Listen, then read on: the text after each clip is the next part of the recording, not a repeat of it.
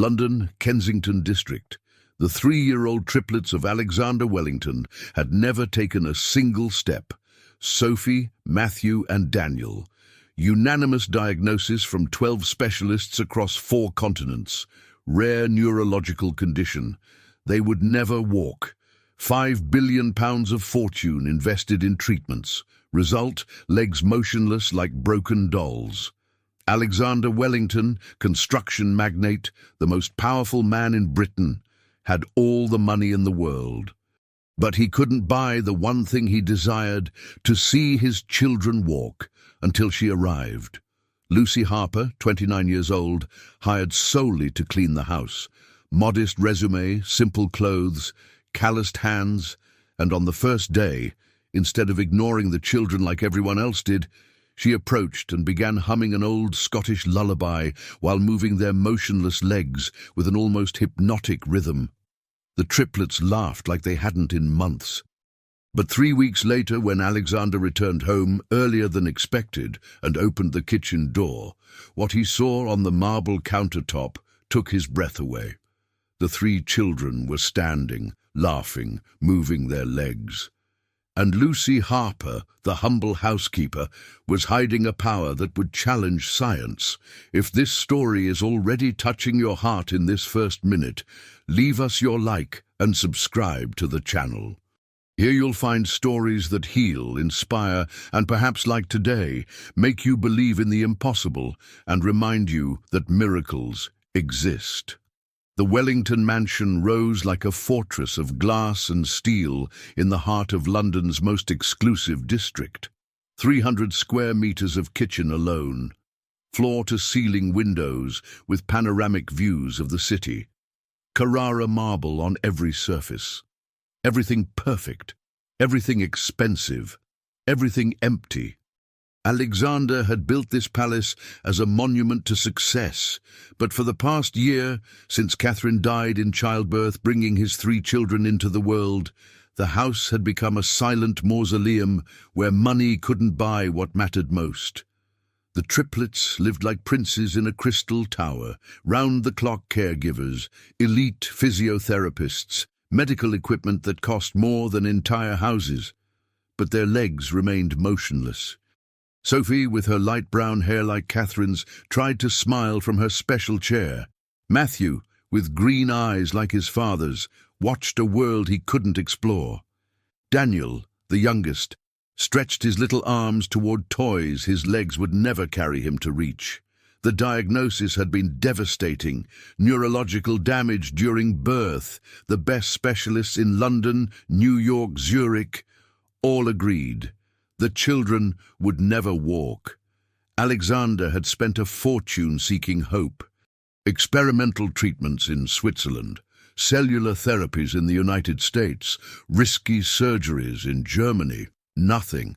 And then, that October morning, the cleaning agency called to say they were sending a new employee.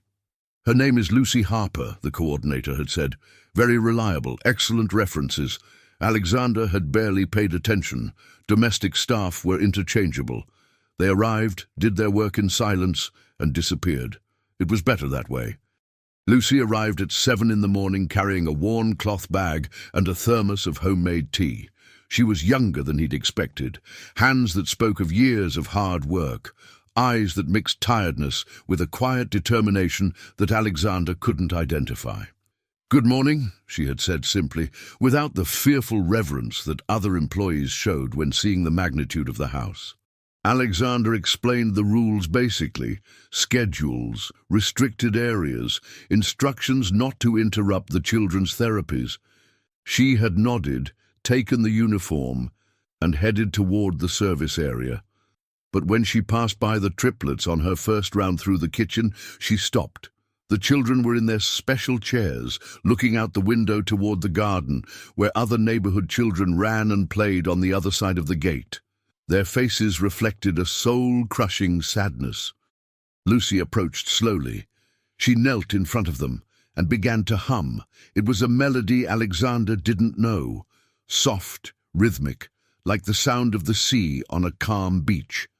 While she sang, Her hands moved in the air, creating shapes the children followed with their eyes. Then, with infinite delicacy, she began to move Sophie's inert legs to the rhythm of the song. It wasn't like the clinical, cold therapies they had received for months. It was musical, natural, as if the body were an instrument that had forgotten its melody.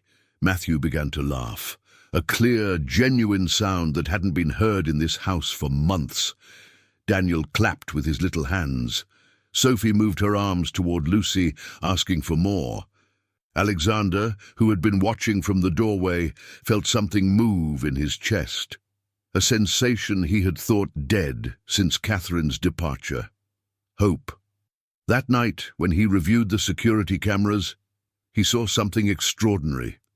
During the cleaning hours, Lucy had transformed domestic tasks into a symphony. The rhythm of the broom had become percussion, the movement of the cloths a dance, and the children had responded with a joy they didn't show even with the most expensive toys. For the first time in a year, Alexander slept deeply. A forgotten laughter had filled his house again, and the woman responsible for that miracle kept secrets that would change everything he believed he knew about what was possible. The second week brought changes no one in the house could ignore. Lucy had developed a routine that defied all medical logic. While cleaning, she turned every task into a sensory experience for the children. The rhythmic tap of the broom against the floor became percussion.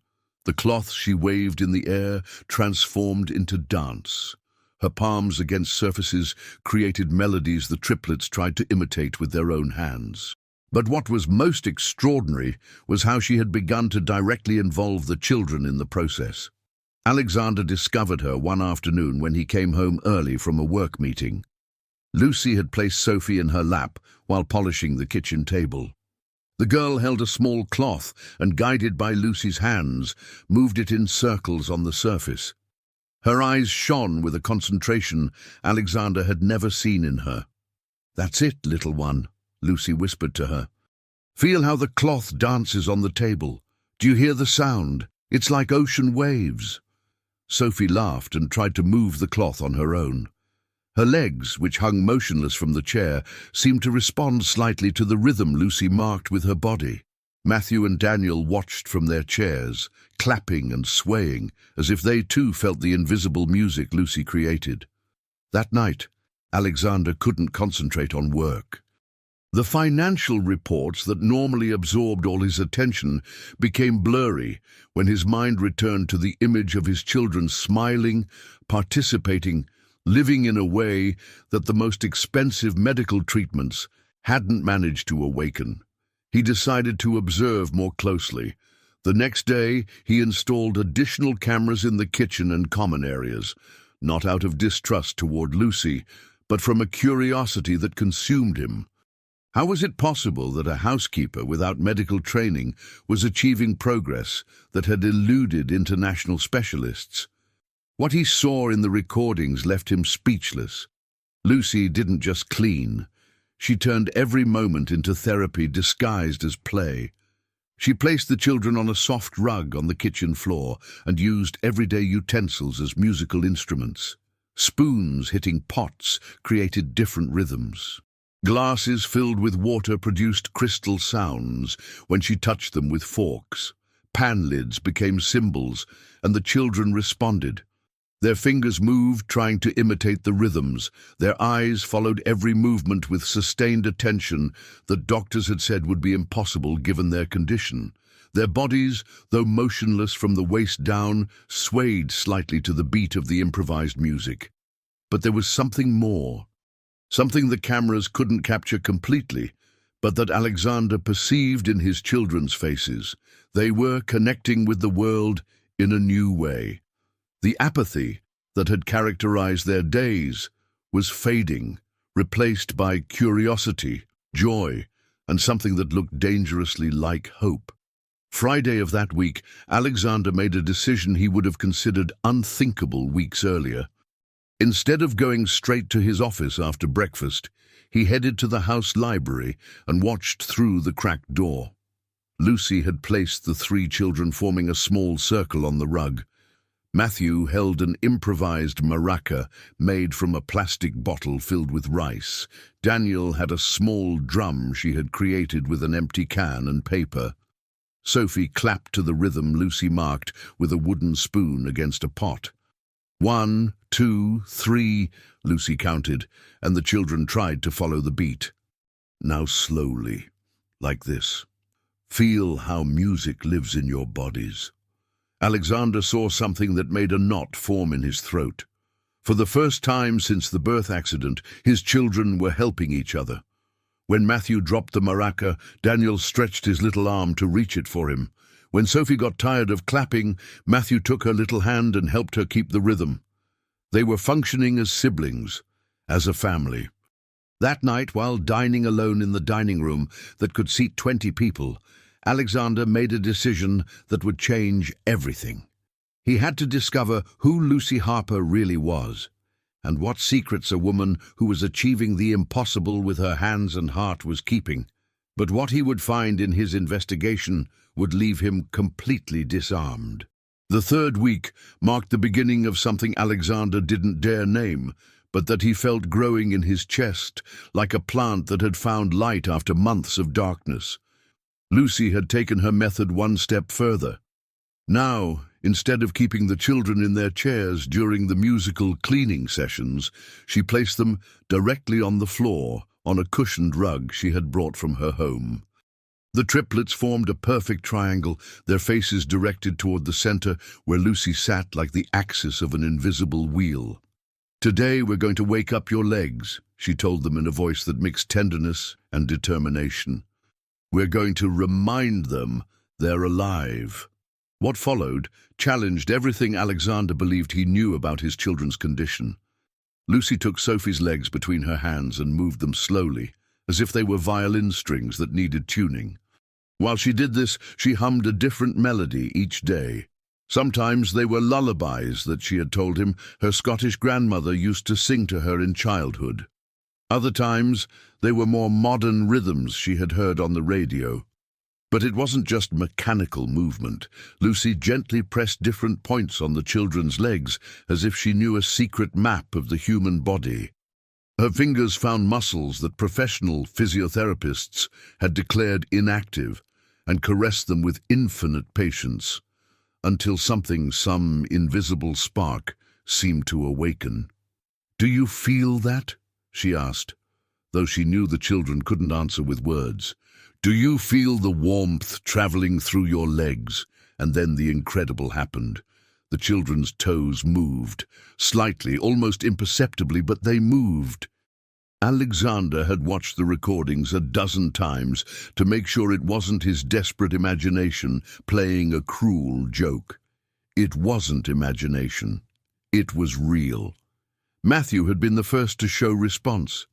His chubby little toes had contracted when Lucy pressed a specific point on his left calf. The movement had lasted barely a second, but it had been deliberate, conscious. 2 days later, Daniel had slightly flexed his knee when Lucy sang a particularly rhythmic song while moving his leg to the beat. And at the end of the week, Sophie had surprised everyone by moving both feet when Lucy placed them against the rough surface of a wooden board. The children were responding to stimuli that no doctor had considered relevant. Music, textures, temperature, rhythm, as if their bodies had been asleep, and Lucy knew exactly the keys to wake them up. But there was something else that troubled and fascinated Alexander. After each session, Lucy looked exhausted, not physically, but emotionally, as if absorbing the children's progress cost her something of herself. She would sit in silence for a few minutes, with her eyes closed and breathing deeply, before resuming her cleaning tasks. Thursday of that week, Alexander couldn't contain himself any longer. He waited for Lucy to finish a particularly intense session in which all 3 children had shown voluntary movements in their legs, and approached her. "Lucy," he said softly, so as not to startle her. "Can we talk?" She looked up, And for the first time, Alexander noticed her eyes were red, as if she had been crying without tears. "Did I do something wrong, Mr. Wellington?" she asked in a tense voice. "Quite the opposite." Alexander sat in a chair facing her, reducing the physical distance his economic position normally imposed. "What you're doing with my children is extraordinary. But I need to understand how." Lucy looked away toward the window, where the children slept peacefully in their special cribs that an assistant had brought to the adjacent room. "I'm not a doctor," she said finally. "I don't have a university degree. I didn't even finish secondary school. That doesn't answer my question." "What is your question really, Mr. Wellington?" Alexander took a moment to formulate the right words. "How is it possible that a housekeeper is achieving progress that the world's best specialists declared impossible?" Lucy smiled for the first time since she had arrived at the house. It was a sad smile, laden with secrets. "My grandmother used to say that the body is like a musical instrument that sometimes forgets its melody," she replied. "Doctors try to repair broken strings. I just try to remind the instrument how to sound." "Was your grandmother a doctor?" "She was a village healer in a Scottish hamlet. She died when I was 15, but she taught me that there are ways of healing that aren't learned from books." Alexander felt a door opening to a world he knew nothing about. "And you've used this method before?" Lucy's eyes clouded over. "Yes, but it doesn't always work, and there's always a price." "What kind of price?" Lucy got up from the chair and began collecting the utensils she had used in the session. "The price of feeling others' pain as if it were your own. The price of giving part of your own strength so others can find theirs." Alexander watched her move around the kitchen with a grace that contrasted with the heaviness of her words. There was something about Lucy that didn't fit the image of a simple housekeeper. A depth, a wisdom that spoke of experiences that went beyond her age. "Lucy," he said when she finished putting away the materials, "can I ask you something personal?" She stopped, but didn't turn toward him. "Depends on how personal. Why do you work cleaning houses? With what you're achieving here, you could—" "I could what?" Lucy turned, and in her eyes Alexander saw a deep pain he recognized immediately. It was the same pain he had carried since Catherine's death. "Be famous, rich, have private consultations with desperate millionaires?" "That wasn't what I meant to say. I work cleaning houses because it's honest, because no one expects miracles from a cleaning lady, and because—" She paused for what felt like an eternity.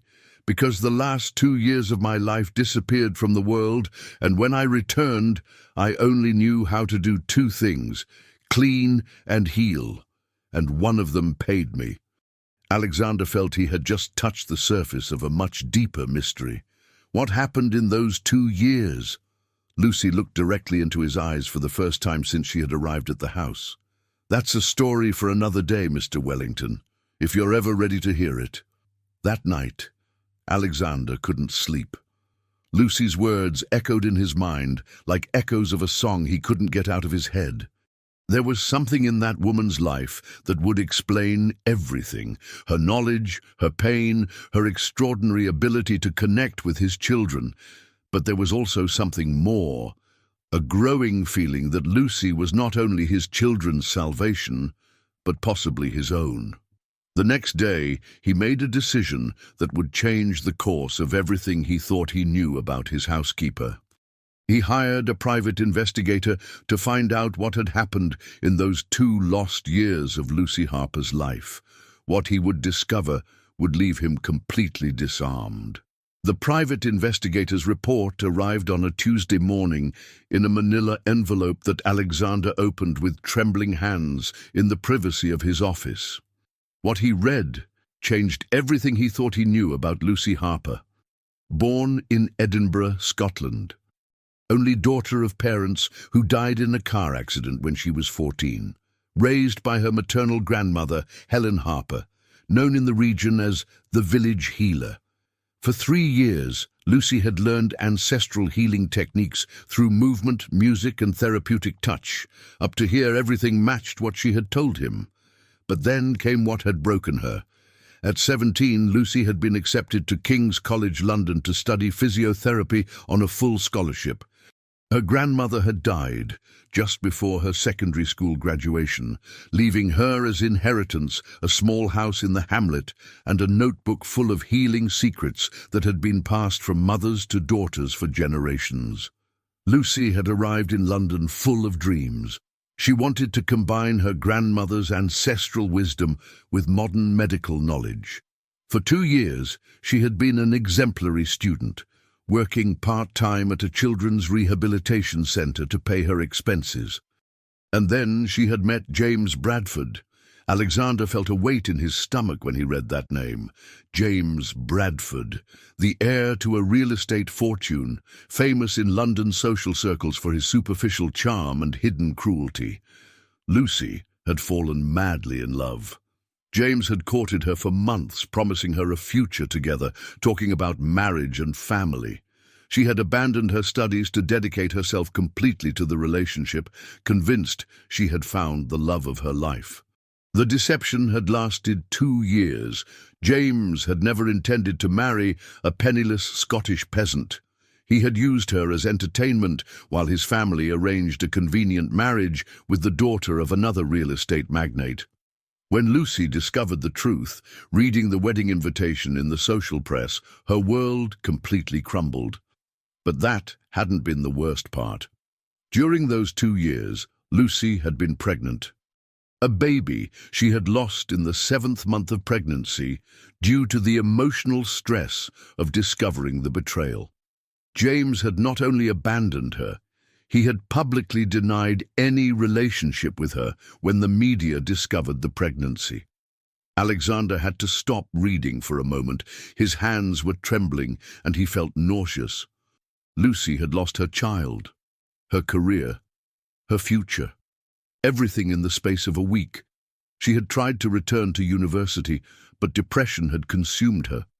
She couldn't concentrate. She couldn't study. She couldn't be around children without remembering the baby she had lost. She had permanently abandoned her studies and disappeared from the academic world. During the following 2 years, the lost years she had mentioned, Lucy had lived like a shadow, working temporary cleaning jobs, moving constantly, avoiding any contact with her previous life. She had kept her pain like poison that ate her from inside, unable to use the gift of healing her grandmother had left her because she couldn't heal her own wound. Until 6 months ago. The report ended with a note that made Alexander feel as if the air had been knocked out of his lungs.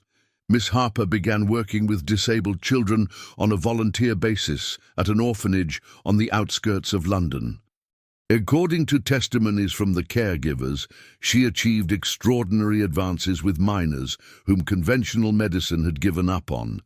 However, she abandoned the volunteer work abruptly 3 months ago. The reasons are unknown. Alexander closed the file and sat in silence for an hour. Now he understood everything. The pain in Lucy's eyes when she looked at his children. The way she became emotionally exhausted after each session. Her reluctance to talk about her past. Her insistence on maintaining professional distances. Lucy wasn't just a housekeeper with a special gift. She was a woman who had lost everything, her child, her future, her faith in love, and who had found in caring for other children a way to heal her own wound. But she was also a woman who carried pain so deep that Alexander recognized it in every cell of his body. It was the same pain he felt since Catherine's death.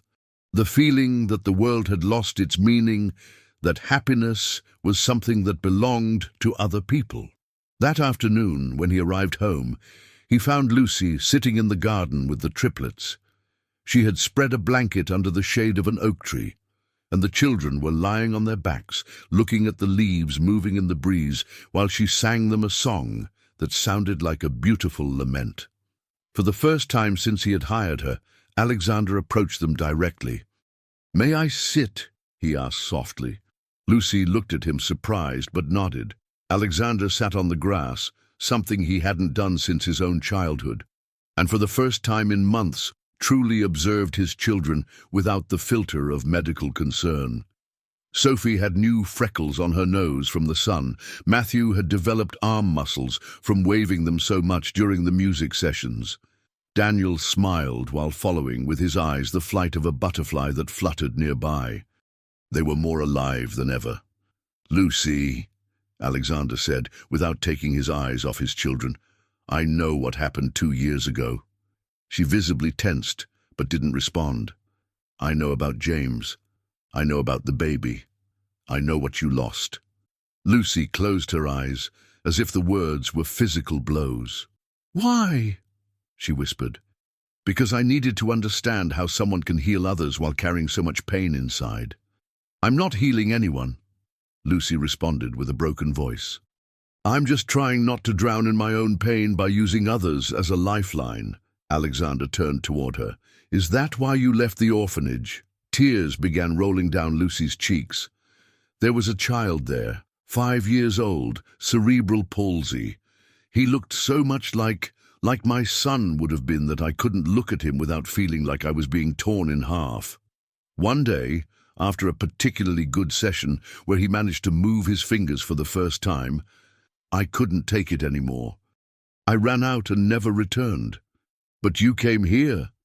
I came here because I needed the job, and because I thought rich children with living parents would be easier, less painful." She laughed bitterly. How wrong I was. "Why?" Lucy looked at the triplets, who had begun moving restlessly on the blanket. "Because these children remind me of everything my son will never be able to be. And every small progress they make is like a gift I can never give to him." The silence that followed was dense and painful. Alexander felt he was seeing for the first time the true heart of the woman who was saving his children, and what he saw both destroyed and inspired him. "Lucy," he said finally, "can I tell you something I've never told anyone?" She nodded, without looking up. "When Catherine died, part of me was glad." Lucy looked at him surprised. "I was glad because I thought it would be easier to raise 3 disabled children without having to see the pain in their mother's eyes every day. I thought it would be easier to make medical decisions without having to consider another person's feelings.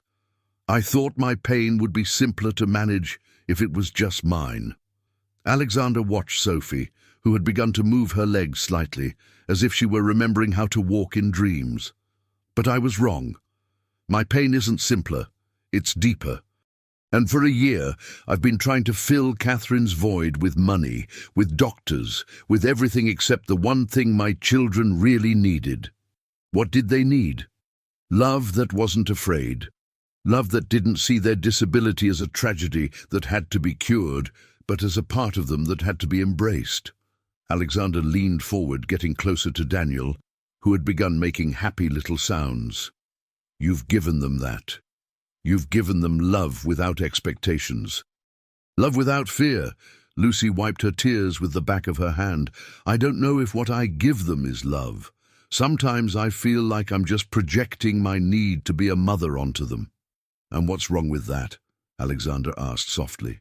"What's wrong with a woman who lost the chance to be a mother, finding a way to give that love to children who need a mother?" For the first time since they'd known each other, Lucy looked directly into his eyes for more than a few seconds. "What are you saying, Mr. Wellington?" "I'm saying I think my children need you, and I think you need my children, and I think maybe—" He paused, surprising himself with his own words. "Maybe I need both of you too." At that moment, as if he had been waiting for his perfect moment in the conversation, Matthew managed to turn on his side and extend his little arm toward Lucy. His tiny fingers grabbed onto the fabric of her uniform and pulled gently, asking for attention. Lucy picked him up with the naturalness of an experienced mother and cradled him against her chest. Matthew immediately relaxed his body against her, as if he had found the place he belonged. "Do you know what's the hardest thing about all this?" Lucy asked while stroking Matthew's hair. "What?" That every day I spend with them I feel my broken heart healing a little bit, and that scares me. Why does it scare you? Because I don't know if I deserve to heal. I don't know if I deserve to be happy again after everything I lost. Alexander extended his hand and, after hesitating a moment, gently touched Lucy's arm. I didn't know if I deserved to be happy again either, until I saw you with my children. Until I saw that happiness isn't something you deserve or don't deserve. It's something you find when you stop looking for it and start creating it for others. Sophie, as if she had been following the conversation, began moving on the blanket until she managed to get close to where Lucy and Alexander were. She lifted her little arms toward her father, something she hadn't done in months. Alexander picked her up, and for the first time since their birth, the four of them formed something that looked like a family sitting on the lawn of a garden under the golden afternoon light. "Lucy," Alexander said, while watching Daniel also struggle to get closer to them, "what would happen if we stopped running from our pain and started using it to build something better?" "What do you mean?"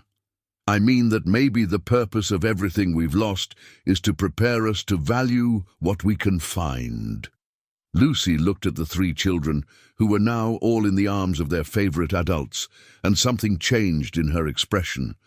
The hopelessness she had carried for years began to mix with something she hadn't felt in a long time: possibility. "Mr. Wellington," she said finally, "can I ask you something? Anything.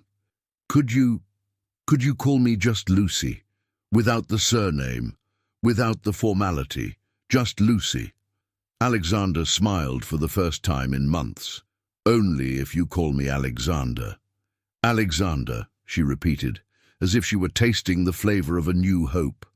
That night, while watching the security cameras, Alexander saw something that made his heart skip several beats.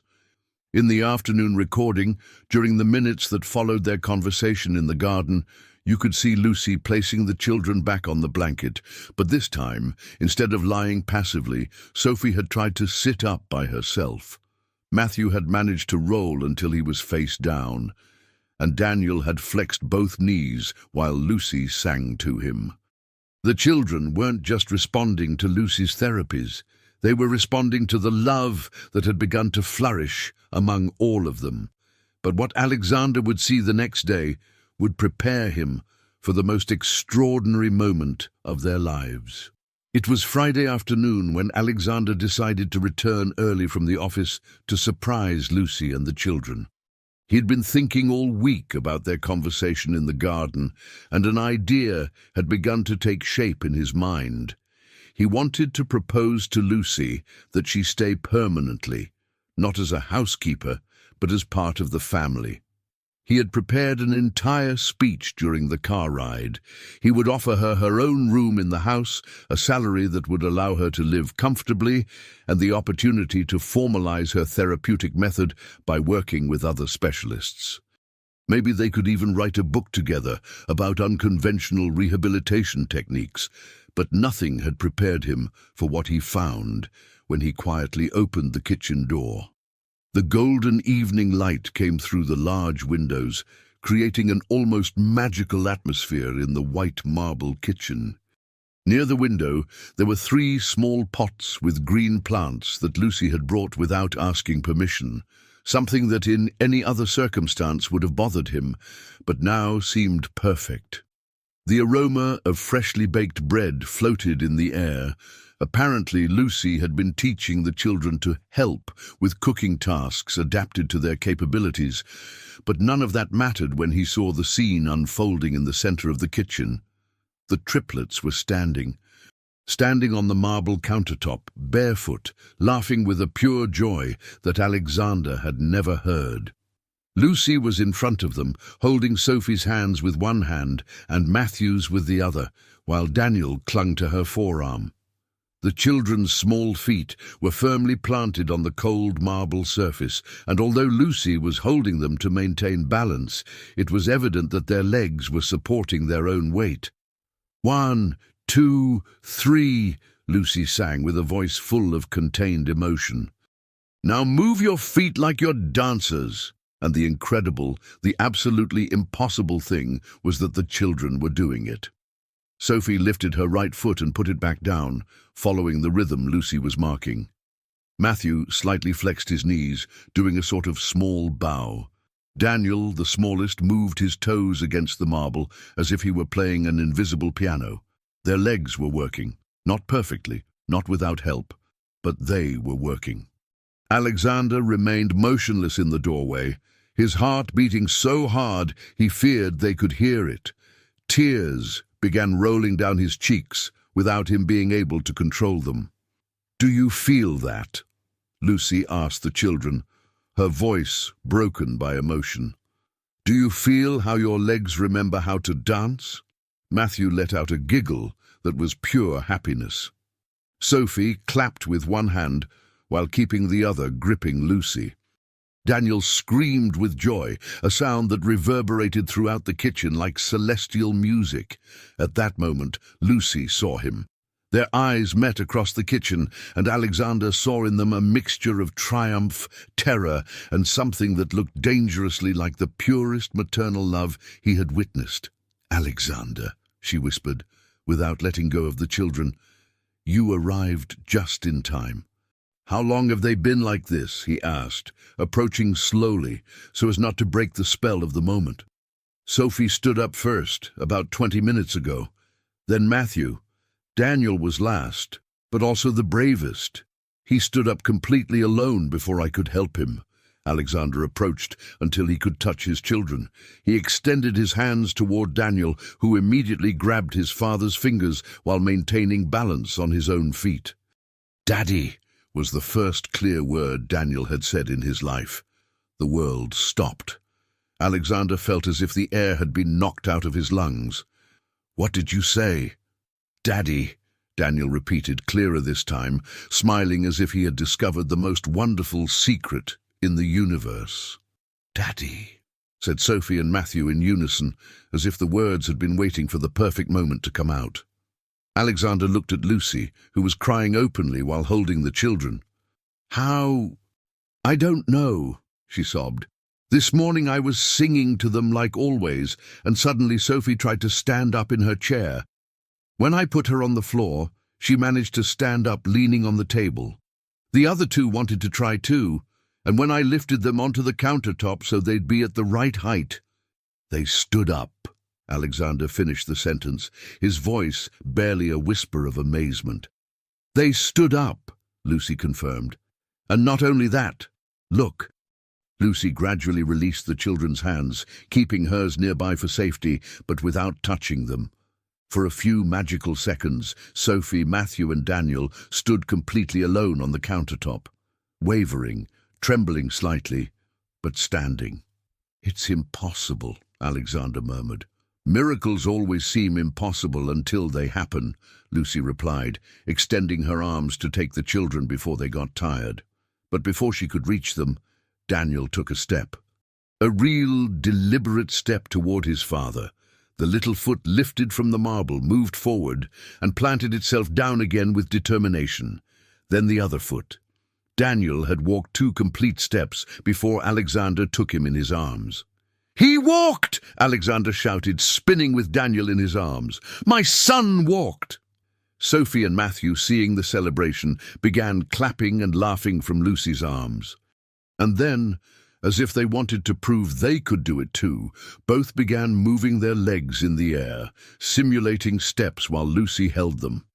In that moment, Alexander understood he wasn't just witnessing a miraculous medical recovery. He was witnessing the birth of a family. He gently placed Daniel on the floor, holding his hands, and watched as his son took 3 more steps before getting tired. Lucy did the same with Sophie and Matthew, and during the next 20 minutes, the kitchen transformed into an improvised dance floor where 3 children who were never supposed to walk took their first hesitant steps toward a future no one had believed possible. When the children finally got tired and Lucy settled them in their chairs to rest, Alexander approached her. "Lucy," he said, taking her hands in his, I don't know how to thank you for this."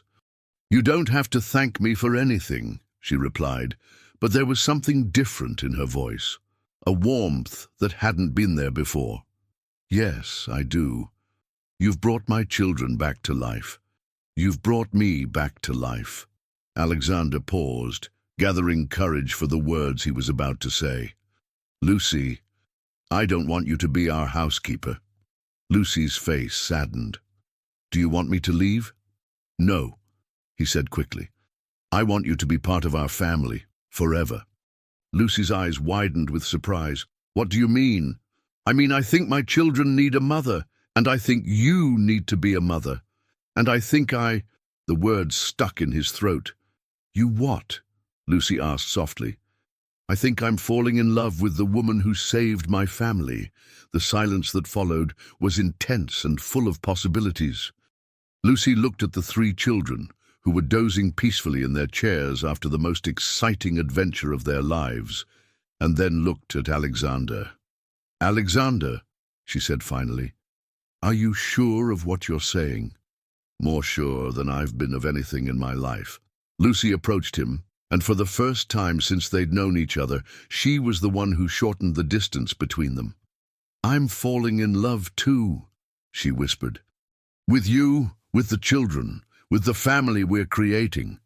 When they kissed, with the evening sun illuminating the kitchen and their children sleeping peacefully nearby, both knew they had found something they thought was lost forever, a home.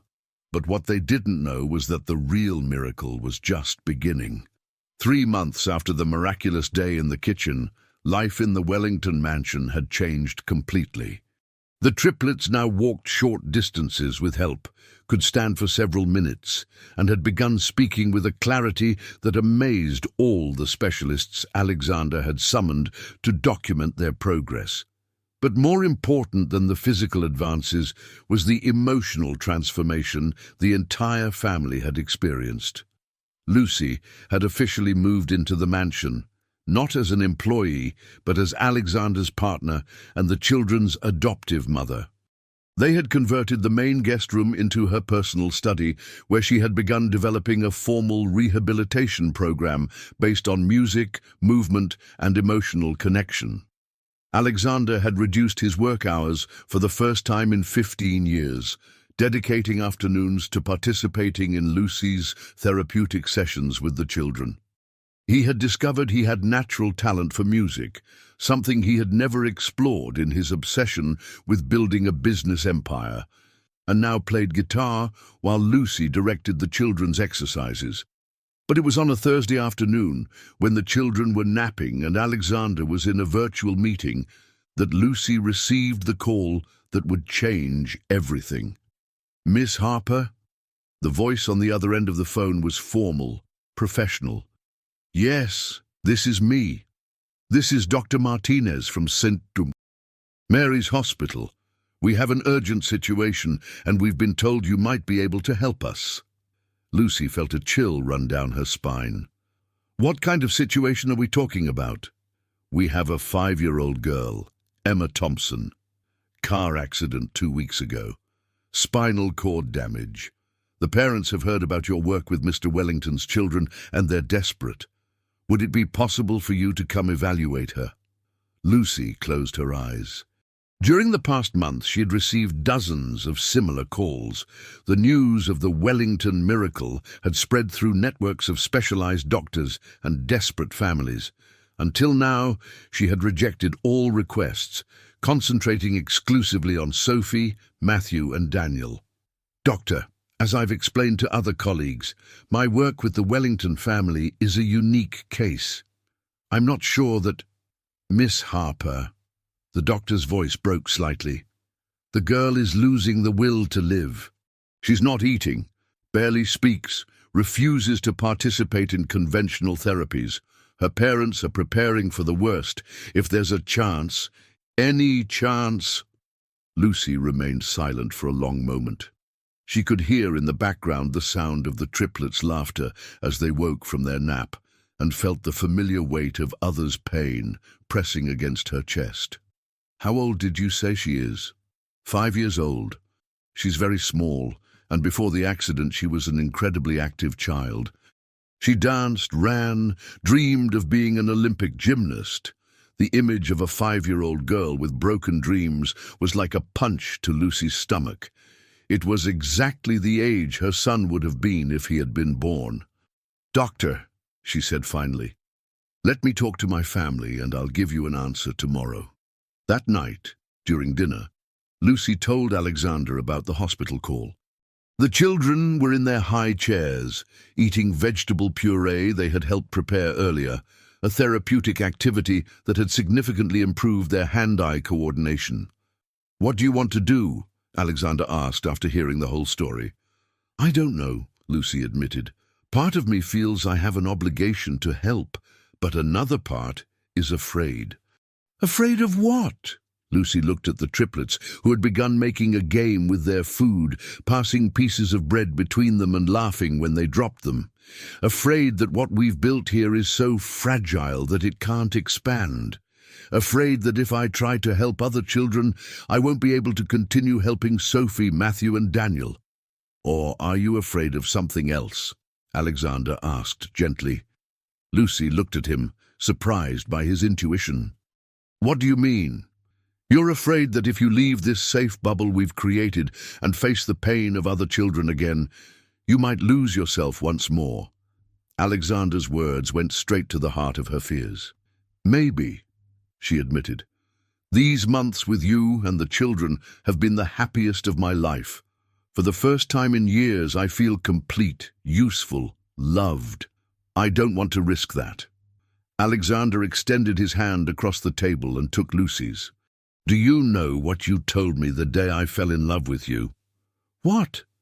"You told me that real love doesn't divide, it multiplies, that when you give love to others, you don't have less left for your family. You have more." Lucy felt tears gathering in her eyes. "That's easy to say when you're not afraid of losing what you love most in the world." "Duan, who says you're going to lose it?" Daniel, who had been listening with the intense attention that small children dedicate to important adult conversations, extended his little arm toward Lucy. "Mummy," he said clearly, a word he had begun using to refer to her a month ago, melting her heart every time. "Mummy?" repeated Sophie and Matthew, as if they were reinforcing their brother's point. Lucy took Daniel's little hand and squeezed it gently. "You know what, little ones? I think Mummy has to be brave." That night, after putting the children to bed, Lucy and Alexander sat in the garden where they had had their first honest conversation months earlier. The oak tree had grown, and its branches now gave more shade, as if it had absorbed the family's happiness and converted it into growth. "If I do this," Lucy said, "I need you to know it's going to change things." "In what way?" "My method isn't just technical. It's emotional. When I work with a child who's suffering, I absorb part of that suffering. It's as if I have to feel their pain to understand how to heal it." Lucy paused, searching for the right words. "During the first weeks with you and the children, my body hurt every night. It was as if I was carrying not only my own pain, but theirs too. And now? Now it doesn't hurt as much, because we've found balance. But if I start working with other children, you'll go back to carrying pain that isn't yours." Alexander completed the sentence. "Exactly. And I don't know how that's going to affect what we have here." Alexander was thoughtful for a moment, watching the stars that were beginning to appear in the night sky. "Lucy, can I tell you what I've learned in these months?" "Of course." "I've learned that true love isn't possessive. It's not the fear of losing what you have, but the confidence that what you have is strong enough to grow." He turned toward her. "What we've built here isn't fragile. It's the opposite. It's so strong that it can expand to include other children who need exactly what you can give. But what if I can't handle the additional pain?" "Then we'll handle it together," Alexander replied without hesitating. "You won't be alone in this. I'll be there to hold you when it's too much. The children will be there to remind you why it's worth it. And this house, this family, will be your refuge when you need to heal." Lucy felt something loosen in her chest, as if a band that had been tight for years had finally relaxed. "Are you saying you support me?" "I'm saying I love you. And part of loving you is supporting the mission you have in life, not just the part of that mission that benefits me." The next day, Lucy called Dr. Martinez and accepted to evaluate Emma Thompson. What neither of them knew was that this decision would lead them to the most challenging moment of their relationship, but also the most transformative of their lives. St. Mary's Hospital was a different world from the controlled tranquility of the Wellington mansion. The white corridors smelled of disinfectant and echoed with the sound of medical shoes, equipment carts, and urgent conversations in low voices. Lucy walked toward Emma Thompson's room with an accelerated heart and slightly trembling hands. Alexander accompanied her, having insisted on being present for the first evaluation. And in the car, the triplets waited with a nanny. Lucy had wanted the children to accompany her so they could see that the world was full of other children who needed the same kind of love they had received. "Are you ready?" Alexander asked as they stopped in front of room 304's door. "No," Lucy replied honestly. "But I suppose no one is ready for miracles." The room was typically hospital-like: white walls, silent medical equipment, a window that faced an internal courtyard without much view. But what dominated the space was a hospital bed where lay the smallest and saddest child Lucy had ever seen. Emma Thompson was 5 years old, but looked smaller, as if pain had shrunk not only her body but her presence in the world. Her blonde hair was disheveled against the pillow.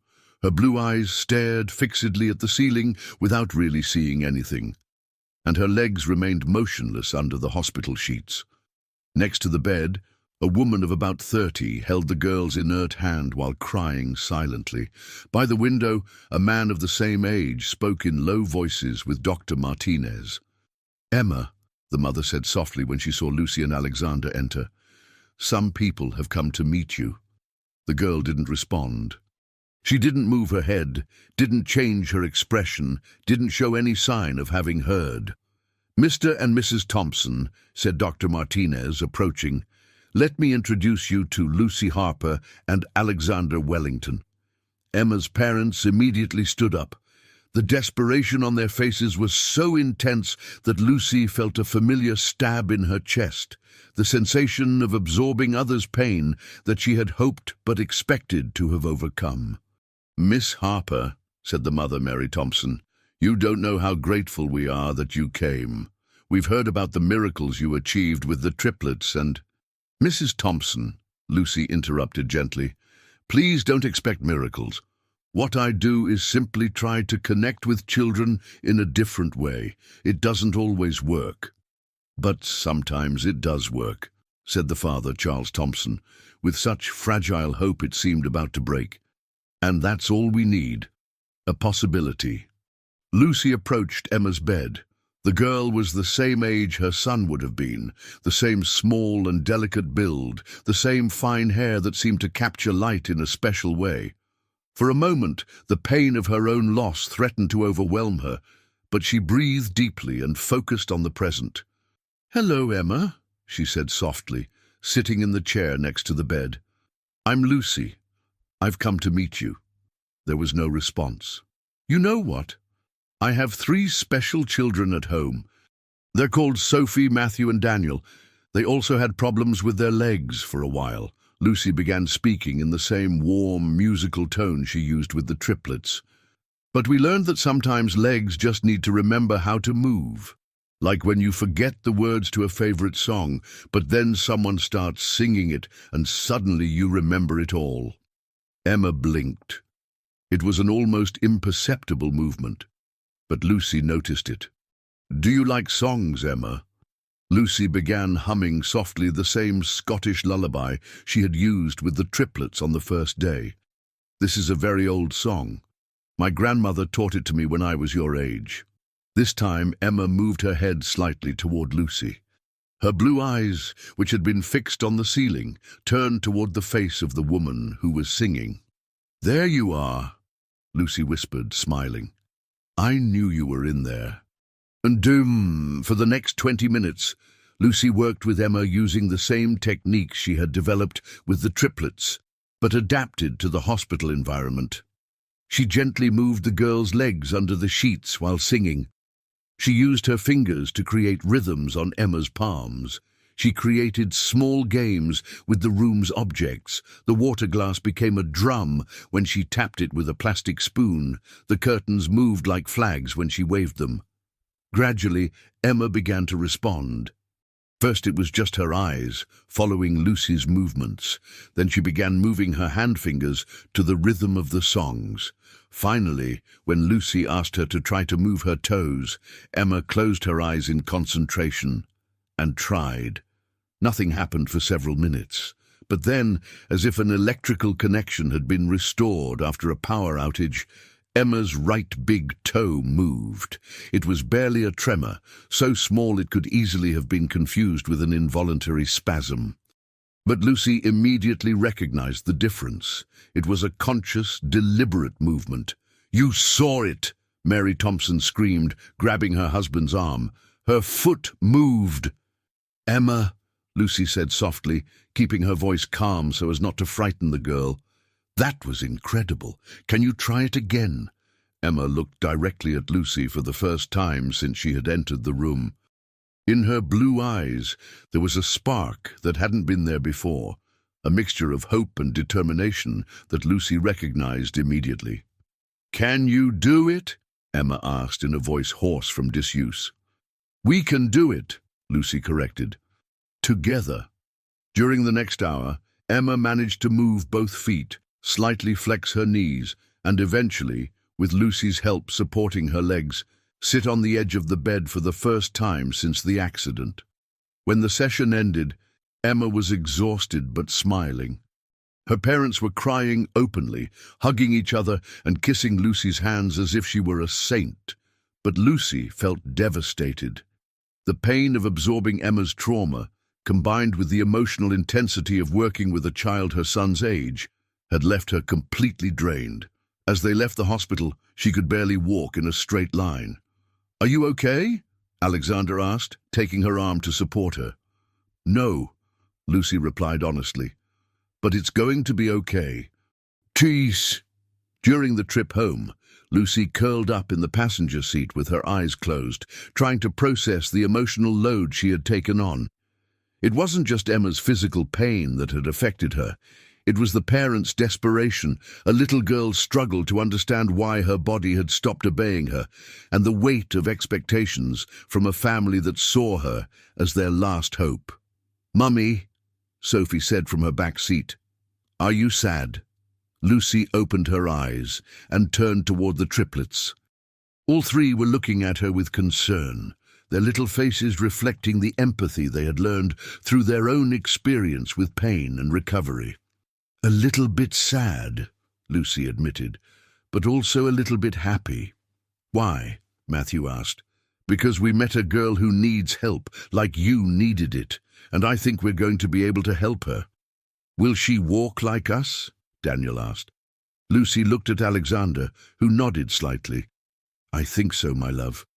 But it's going to take time and require a lot of work." "Can we help?" Sophie asked. The question surprised Lucy. "Do you want to help?" "Yes," all three said in unison. "We want to help the girl walk." That night, after putting the children to bed, Lucy and Alexander sat in the study they had created for therapies. Lucy was lying on the sofa with her head in Alexander's lap, while he gently stroked her hair as she processed the day's events. "What are you thinking?" Alexander asked. "I'm thinking maybe the children are right," Lucy replied. "Maybe the way to make this sustainable is to turn it into something we all do together, as a family." "What do you mean?" Lucy sat up, energized by an idea that was beginning to take shape. "What if we convert part of the house into a therapy center? A place where children like Emma can come to work, but also where Sophie, Matthew and Daniel can participate helping other children." Children helping other children? Think about it." Lucy got up and began walking around the room, her mind accelerating. Who better to show a child that you can walk after an injury than other children who have gone through the same thing? The triplets could be like therapeutic big brothers. Alexander smiled, infected by Lucy's enthusiasm. And you think that would help you with the emotional burden? I think distributing the responsibility of healing among the whole family would make it less overwhelming for any of us, Lucy replied. And I think teaching the children to help others would be the best therapy they could receive. When do you want to start? Lucy approached the window that looked out to the mansion's back garden. It was a huge space they had never used completely, perfect for building a therapy center adapted specifically for children. Emma is going to need intensive therapy for at least 6 months, she said. How about if we invite her to come here 3 times a week? We can turn this into a pilot program. And her parents? We invite them too. Part of the problem with children's recovery is that parents feel powerless. If we teach them to participate in the healing process, both children and families come out strengthened. Alexander approached Lucy and hugged her from behind, both looking toward the garden where they could build something extraordinary. Do you know what this means? He asked. What? It means we're going to change the lives of hundreds of families. It means we're going to create the place I would have needed as a child, Lucy replied. A place where miracles aren't coincidences, but the result of love applied with science and patience.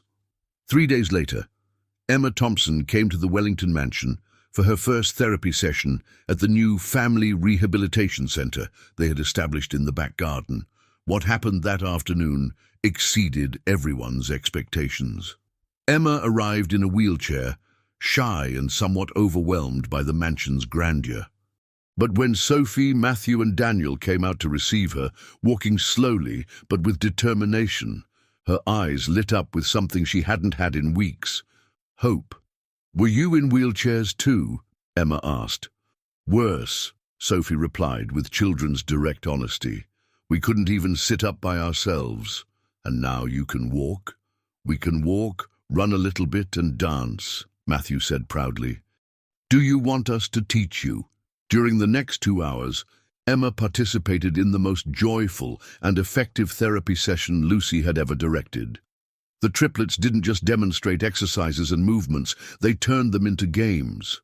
They transformed rehabilitation into a shared adventure where everyone was learning and growing together. And when it came time for Emma to try standing with help, it wasn't just Lucy who held her. Sophie took one hand, Matthew took the other, Daniel positioned himself in front to catch her if she fell, and all together they helped her stand up from the wheelchair. Emma stood for 30 seconds, surrounded by her new therapeutic family, smiling more brightly than she had smiled since before the accident. See, Sophie told her, we told you you could do it. That night, while watching the 4 children sleeping together on a large blanket on the study floor, Emma had asked to stay for a therapeutic sleepover. Lucy and Alexander understood they had discovered something revolutionary. They hadn't just created a rehabilitation program. They had created a model of extended family where healing happened through connection, love, and community. Do you know what's the most incredible thing about all this? Lucy asked. What? That the children are healing faster when they help other children than when we only work with them individually. It's as if the purpose of healing is as important as the process of healing, Alexander observed. Exactly. Love really multiplies when it's shared. 6 months later, Emma Thompson took her first independent steps in the Wellington mansion garden, surrounded by Sophie, Matthew, Daniel, her parents, Lucy and Alexander. But she was no longer the only child in the program. The Wellington Harper Family Rehabilitation Center now served 12 families, had a 6-month waiting list, and had begun training other therapists in the revolutionary method that combined medicine, music, family love, and peer therapy. But most importantly, every child who graduated from the program became a mentor for the next children who arrived, creating an uninterrupted chain of healing and hope. 5 years after the day Emma took her first steps, the Wellington mansion had transformed into something none of its original inhabitants had ever imagined. The back garden now housed a state-of-the-art therapy complex with music studios, rehabilitation pools, adapted play areas, and a greenhouse where children learned therapeutic gardening. But what really made the place special wasn't the physical facilities, but the atmosphere of extended family that permeated every corner. Sophie, Matthew, and Daniel, now 8 years old, were officially junior assistant therapists at the center. They could walk, run, dance, and do almost everything other children their age could do, but more importantly, they had developed empathy and emotional wisdom that made them natural healers. Emma Thompson, now 10 years old, was the student director of the mentor program. She had not only completely recovered mobility in her legs, but had developed a passion for helping other children overcome their own challenges. She had decided that when she grew up, she wanted to be exactly like Lucy, a healer who used love as medicine. Lucy and Alexander had married in an intimate ceremony in the center's garden, surrounded by all the families who had gone through the program. Instead of wedding gifts, they had asked guests to donate to a fund they had established for children whose parents couldn't afford treatment. The center now operated as a non-profit foundation that had helped more than 200 families. They had opened 3 additional locations in other British cities and had begun training therapist teams in France and Italy. But this particular Tuesday morning was special for a different reason. Lucy was sitting in the garden, watching the morning program children as they participated in a group therapeutic music session. 12 children aged between 3 and 12, all with different types of mobility disabilities, played improvised instruments while their parents and siblings moved to the rhythm of the melody they had created together. In the center of the circle, directing the orchestra with the grace of a professional conductor, was Alexander. He had completely left the business world 2 years earlier to dedicate full time to the center, and had discovered he had natural talent for music therapy that rivaled Lucy's gift for healing through touch. "Mummy," said a voice beside her. Lucy turned to see Sophie approaching with a serious expression on her 8-year-old face. "What's wrong, my love?" "There's a new family that wants to come to the center," Sophie said. "They have triplets like we used to be, but these ones can't see." Lucy felt the familiar stab in her chest that indicated her heart was expanding to include more pain and more possibility of healing. "And what do you think about that?" "I think we can help them," Sophie replied, with the confidence of someone who had seen miracles become routine. "Matthew says he can teach them to listen to music with their whole body. Daniel says he can teach them to feel colors with their hands. And I think I can teach them that not being broken doesn't mean being complete." Her 8-year-old daughter's wisdom left Lucy speechless for a moment. "And how did you learn that last thing, little wise one?" "I learned it from you," Sophie replied simply. "You taught me that being complete means helping others find their missing parts." At that moment, Alexander approached them, his morning music therapy session successfully completed. His hair now had grey strands that Lucy adored, and his face carried the lines of someone who had learned to smile deeply and frequently. "What are my 2 favorite women talking about?" he asked, sitting on the grass next to them. "Sophie was telling me about the new family that wants to join the program," Lucy replied. "Ah, the Lopez family. I spoke with them yesterday. It's a challenging situation. The triplets were born with a condition that affects both sight and balance. But—" He paused, smiling in the way Lucy had learned to recognize as his "I have a brilliant idea" expression. "But what?" "But I think we could learn as much from them as they from us. The father is a professional musician, violinist in the London Symphony Orchestra. He's been developing techniques to teach music to blind children. We could incorporate his methods into our program." "See," Sophie said, as if this proved her point. Every new family makes us all better. That afternoon, after all the program children had gone home with their families, Lucy walked alone through the garden that had grown from an empty stretch of lawn into a healing complex that was now considered a world model in family rehabilitation. She stopped in front of a tree they had planted in the center's first year. It was a small oak then, planted in memory of all the children who had found hope in that place. Now the tree was robust and strong, with branches that gave generous shade and leaves that whispered secrets to the wind. There was a bronze plaque at the base of the tree that had been donated by the first graduating class of program children. Lucy read the words she knew by heart, but that never failed to move her. For all the children who learned to fly before learning to walk, and for all the adults who learned that love is the world's most powerful medicine. In memory of the past that made us strong, in celebration of the present that makes us happy, and in honor of the future we build together, step by step. Thinking about the past? Alexander asked, approaching from behind and gently embracing her. Thinking about the future, Lucy replied, leaning against him, about all the children we don't know yet, but know are going to arrive, about all the families that are going to find hope here, about all the miracles that are still waiting to happen. And what do you see in that future? Lucy closed her eyes and allowed herself to imagine. I see Sophie, Matthew and Daniel as adults, directing programs like this in different parts of the world. I see Emma finishing medical school and returning here as a doctor. I see hundreds of children who once thought they'd never walk, running under this same tree with their own children. And what else do you see? I see that love really multiplies when it's shared. I see that miracles aren't one-time events, but continuous processes that happen when people choose to believe in the impossible and work to make it possible. Alexander turned Lucy in his arms so he could see her eyes. And what do you see when you look at yourself? Lucy smiled, and in that smile there was a peace that had taken years to find. I see a woman who lost one child, but gained hundreds. I see someone who thought her life had ended when it was really just beginning.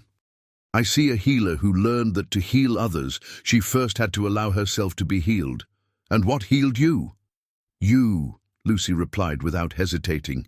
You, the children, all the families who have passed through here, every hug, every small step, every smile after tears, every time a child says, I can do it, after months of thinking they couldn't.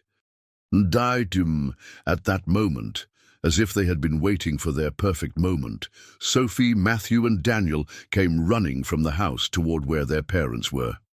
Mummy, Daddy, Matthew shouted, come see what we made. The three children led them toward the house, where they had been working on a secret project for weeks. In the main living room, they had created a mural that covered an entire wall, an artistic representation of all the children who had passed through the center, painted with handprints and footprints from each of them. In the center of the mural, there was a phrase the children had written in bright-colored letters. Here we learned that families are made with love, not blood. Here we learned that miracles happen one step at a time. Here we learned that when you help others fly, you also learn to fly. Do you like it? Sophie asked nervously. Lucy couldn't answer because tears of happiness had taken her voice away. Alexander was also emotional, hugging his three children while observing the masterpiece they had created. It's perfect, Lucy finally managed to say. It's the most beautiful thing I've seen in my life. More beautiful than when we walked for the first time, Daniel asked. More beautiful, Lucy confirmed, because this shows you didn't just learn to walk, you learned to carry others with you. That night, after putting the children to bed, Lucy and Alexander sat in their room, reflecting on the day and on the extraordinary path that had brought them there. Do you have any regrets? Alexander asked. Only one, Lucy replied. Which one? I regret that it took me so long to understand that pain isn't the end of the story. It's just the beginning of a different story. And what story are we writing now? Lucy curled up against Alexander, feeling complete in a way she had never imagined possible. "We're writing the story of a family that was built step by step, miracle by miracle, heart by heart. We're writing the story of children who learned that their differences weren't limitations, but superpowers. We're writing the story of two broken adults who healed themselves by helping others heal." "And how does our story end?" "It doesn't end," Lucy whispered, closing her eyes and feeling the deep peace of knowing she was exactly where she belonged. "It just multiplies. With every child we help, with every family we heal, with every step someone takes for the first time, our story becomes part of bigger stories. Stories of hope, stories of love, stories of miracles that happen when people decide to believe in the impossible." And in the quiet of that night, surrounded by their family's love and by the tangible evidence of all the miracles they had helped create, Lucy and Alexander understood they had found something very few people find in life. A purpose that was bigger than themselves, and a love that grew every time they shared it. The next day, 3 new children arrived at the center. 3 siblings who had lost their sight in an accident, whose parents had come from another city, carrying only hope and faith in the miracles they had heard happened at the Wellington mansion. And the cycle of healing, love, and miracles continued, step by step, heart by heart, family by family, because some stories don't have endings, they only have new beginnings. If this story touched your heart, leave us your like and share it with someone who needs to remember that it's never too late to write a new chapter in their life. Tell us in the comments, who has been that person who taught you to walk when you thought it was impossible? Have you been that light for someone else? Subscribe for more stories that remind us that in a world full of pain, love always finds a way to multiply and create hope where it seemed impossible. Because every broken heart has the potential to become the light that guides others toward healing.